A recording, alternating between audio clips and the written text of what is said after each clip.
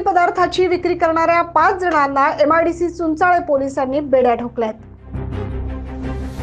यासोबतच त्यांच्याकडून MD ड्रग्सचा मुद्देमाल जप्त करण्यात आलाय। पाहूया सविस्तर वृत्त। नाशिकमध्ये काही महिन्यांपूर्वी शिंदे पळसे गावामध्ये ड्रग्सचा कारखाना उद्ध्वस्त करण्यात आल्याच्या प्रकरणाने नाशिक राज्यभरात चर्चेचा विषय ठरला।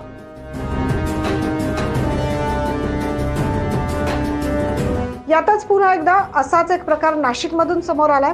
MD हा अंमली पदार्थ विक्री करण्यासाठी आलेल्या व्यक्तीला नाशिक MIDC चुंचाळे पोलिसांनी सापळा रचून अटक केली। मुस्ताफ शेख उर्फ भुऱ्या यासह 5 जणांना पोलीस पथकाने ताब्यात घेतले। त्याच्याजवळ असलेला साधारण 28 किलो वजनाचा MD ड्रग्स सह साधारण 3.5 लाख रुपयांचा मुद्देमाल जप्त करण्यात आल्याची माहिती पोलिसांनी दिली आहे।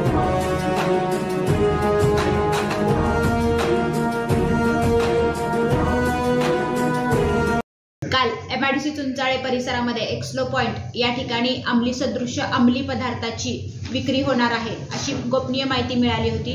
त्या अनुषंगाने पोलीस स्टेशन अधिकारी आणि कर्मचाऱ्यांमार्फत सापळा रचण्यात आला आणि सापळा रचल्यानंतर त्या ठिकाणी विक्री करण्यासाठी आलेले आणि जे खरेदी करण्यासाठी आले होते असे आरोपी ताब्यात घेण्यात आलेले आहेत। एकूण 5 आरोपी ताब्यात घेण्यात आलेले आहेत आणि एकूण 27.5 ग्रॅम MD या ठिकाणी मिळालेली आहे व काही रोख रक्कम त्यांच्या बरोबर मिळालेली आहे। एकूण सर्व जो मुद्देमाल आहे तो सर्व मुद्देमाल 3,34,000 रुपये किमतीचा आहे।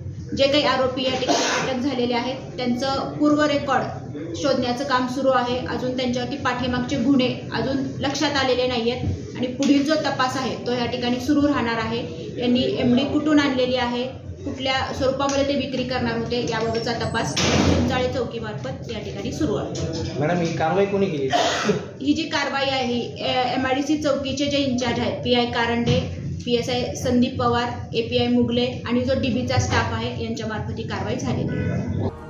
MIDC चुंचाळे पोलीस चौकीच्या हद्दीत एक्सप्लो पॉइंट जवळ मुंब्रा ठाणे येथून एक व्यक्ती MD अंमली पदार्थाची विक्री करण्यासाठी येणार असल्याची माहिती पोलिसांना मिळताच त्यानुसार पोलिसांनी सापळा रचत ही कारवाई केली आहे। यामध्ये आणखी कोणी सामील आहे का, हे ड्रग्ज नेमकं कुठून आणि का आणण्यात आलंय या अनुषंगाने पोलिसांचा तपास सुरू आहे।